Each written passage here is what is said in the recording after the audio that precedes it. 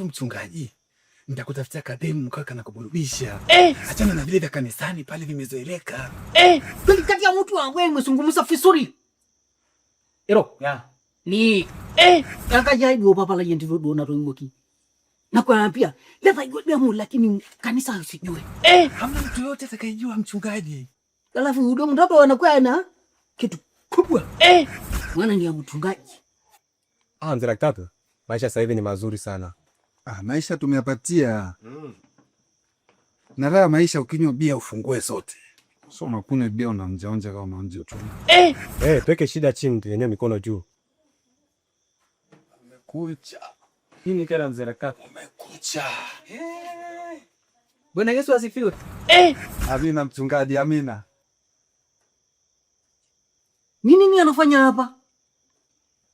Mchungaji, yanazungumzika. Wewe si ni mzee ya kanisa? Wewe si ni kijana ambaye ni mwenyekiti ya vijana? Pale kanisani yangu. Ndio.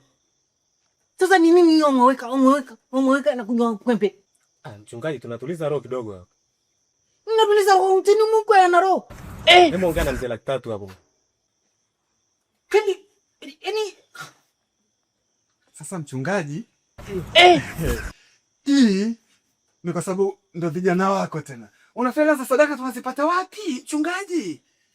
umesikia? Nisikia mchungaji. Hii sadaka ni defense. Sasa mchungaji, kesho tandai sadaka. Iko utamalizia kesho. Mkunywe lakini kwa siri. Hata mwandiko msema upata mfinyo kidogo. Kweli?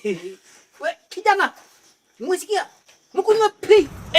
Ndio tunakupenda mchungaji wetu. Sio, hebu yapatia mmoja hata niweje.